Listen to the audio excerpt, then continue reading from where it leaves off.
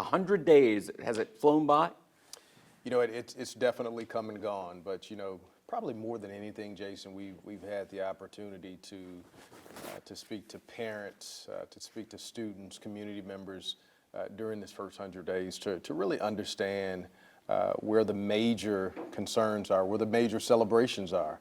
And it's allowed me to get to this particular point of really understanding where to develop what I'm calling my 5 superintendent priorities, which I'm extremely excited about. And everything that we do at this particular point will be built around those particular priorities moving forward. What are those? So it's very simple. We, as I indicated, we've developed 5, and those particular 5 are to cultivate talent, to provide an equitable opportunity in terms of resources at every school, to promote high quality teaching and learning throughout the district, as well as delivering effective services to support our most vulnerable students in our special needs students. So those are the 5 priorities that, again, will be the precursor to everything that we do as we build a multi-year strategic plan. Hiring and retaining talent, is that a particular challenge, especially now? Absolutely, and it's one of our priorities as well. As you know, starting out this particular school year, we heard from lots of parents during our Listen and Learns that they wanted a high quality educator in front of their child.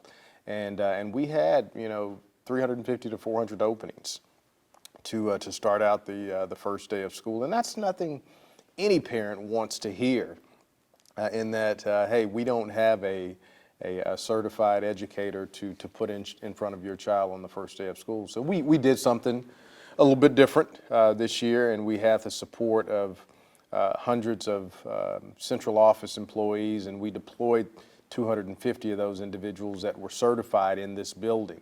But moving forward, a part of our strategic plan is going to be built around how do we cultivate that talent, how do we keep that talent, how do we make certain that talent is in the right places throughout our school district, so that we don't have to have that issue that we had, that many other school districts across the country had as well.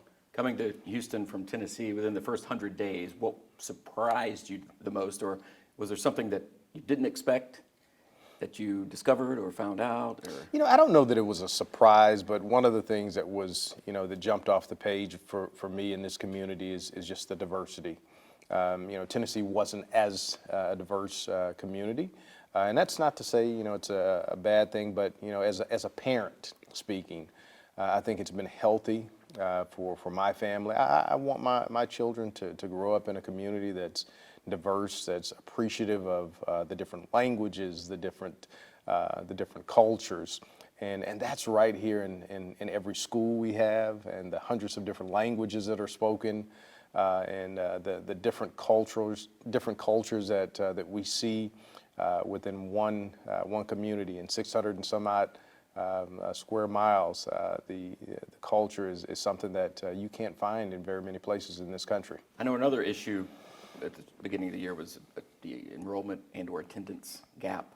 Have you managed to close that further? So since the first day of school, Jason, we've actually seen I believe a 18% growth in attendance. Now our target was 196,500 students, and we're at about 194,500 students. So we're a couple thousand under where that projection was, but we celebrate the fact that, you know, we're in a community that for 20 months, you know, kids were not in school, and we were able to reopen the largest school district in the state of Texas with over 190,000 students and do it safely, and we were also able to do it with a mask mandate that has been very, you know, widely talked about. A lot of school districts followed as well, but very proud of what that looked like. The mask mandate, you credit that with the COVID rates within HISD compared to other districts? We think it helped. You know, we overall, I think we had a 0.21 overall rate, and that was one of the lowest rates that you'll see with school districts in the area and across the state. So that's, you know, I can't definitively say that the mask mandate did it alone, because there were other mitigation measures that were a part of what that looked like. But I definitely think it helped significantly. Do you find it gratifying that the latest development with the masks and the federal government upholding, or a federal judge saying that districts can proceed like you have done? My hope is that local support and local control continues. More than anything, I'd like to see us in an environment where COVID is really not an issue and masks are not an issue anymore. And that's where we're hoping everybody in this community that will land. Will the vaccination opportunities for 5 to 11-year-olds help with that? Hopefully so. Right now, I'm a parent of a 10-year-old, and we're looking to go down that road as well. We have our vaccination schedule for my little kiddo here on Friday. We're actually looking to get our booster as well between my wife and I. Is that something he's nervous about? You know, he's a And he's trooper. had vaccinations. He's a trooper, so you know, no one loves the idea of a vaccination or a shot, but he'll do what he needs to do.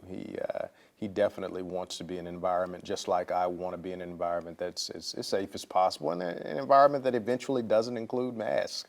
Has it been frustrating at all that this has become well beyond a health issue and has gotten into politics, and people from not even within HISD showing up at board meetings and spouting all kinds of things? Or is it just something you tolerate as a... It's just the environment that we're in currently. It's not something that you would have expected in public education, because we don't necessarily, we haven't seen this kind of environment before across the U.S., but it's just where we are, and we're doing our best to manage where we are to ensure that our kids get exactly what they need. And it appears as if this book issue may take a similar course. I don't know if you've had a chance to look at what the governor has said and others about pornography in books. I assume, like most districts, you have a panel or a committee that And we weighs factors when it comes to putting books on shelves. Yeah, in public education, I don't think we're far off in terms of what the expectation is. We want healthy literature in our schools, in our libraries, in the midst of the hands of our children and teachers. So we'll do anything necessary to ensure that that occurs in conjunction with what the governor is expecting as well. Do you think there's a wide swath of pornography in books in HISD right now? You know, I haven't read every book in HISD. My expectation is that we wouldn't have such in our libraries. If we do, we'll do what's necessary to make certain that it does not exist. At the same time, I guess, making sure that kids have opportunities to be exposed to things they might not have. Or a psychologist type person told me, if I'm, as a child, struggling with something, literature is one way is an outlet to understand what you may be going through. Yeah, literature is extremely important. But both of my children are avid readers. We read 30 minutes a night, regardless of whether it's assigned or not. So making sure that children have healthy literature in front of them on a daily basis is extremely important, and we want to make sure that we reinforce that in our school district as well.